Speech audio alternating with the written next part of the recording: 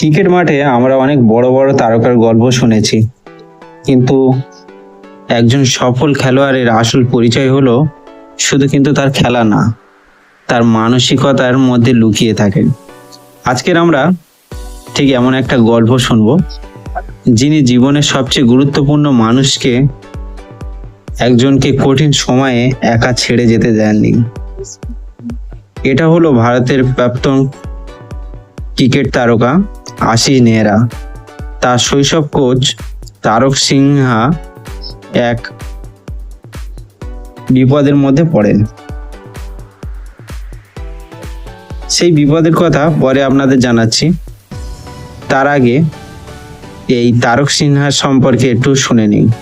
তার প্রশিক্ষণে বেড়ে উঠেছে বহু আন্তর্জাতিক ক্রিকেটার, তার মধ্যে অন্যতম হলো আশিস নেহরা।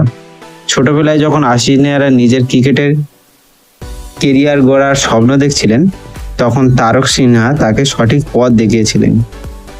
দিনের পর দিন, বছরের পর বছর তিনি তরুণ ক্রিকেটারদের তৈরি করেছেন। তার কঠোর পরিশ্রম এবং নিষ্ঠার ফলে ভারতের পেয়েছেন বহু ক্রিকেটার তারকা।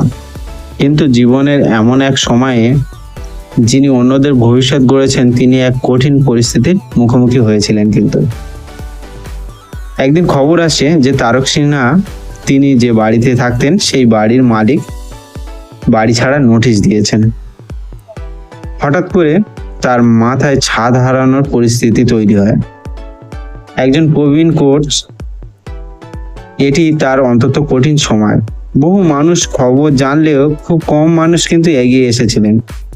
কিন্তু এই খবরটি যখন তার প্রিয় ছাত্র আশিস নেহরার কাছে যায়, তারপর ঘটে এমন এক ঘটনা যা আজকের মানুষ শ্রদ্ধার সাথে স্মরণ করে।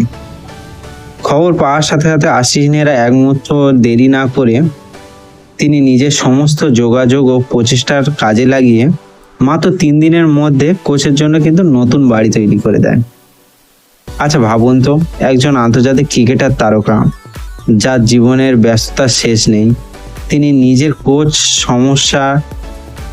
সমস্যা হিসেবে দেখছেন কেন?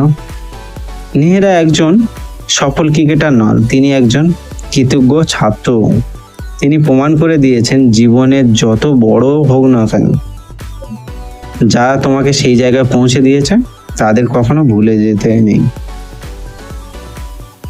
আজকের দিনে আমরা প্রায় দেখি মানুষ সফল হওয়ার পরে অতীত ভুলে যায়, কিন্তু আশিস নেহরার এই ঘটনা আমাদের শেখায় সত্যিকারের সাফল্য তখনই আসে যখন তুমি তোমার শিকড়কে সম্মান করতে জানো। যে শিক্ষক, যে কোচ, যে মানুষ তোমার জীবনের ভিত্তি তৈরি করেছেন, তারা পাশে দাঁড়ানো হলো প্রকৃত কৃতজ্ঞ। আর এটাই হলো আসল গুরুদক্ষিণ। আশিস নেহরার এই কাজ সম্পর্কে আপনার কি মতামত? অবশ্যই কমেন্ট করে জানাবেন।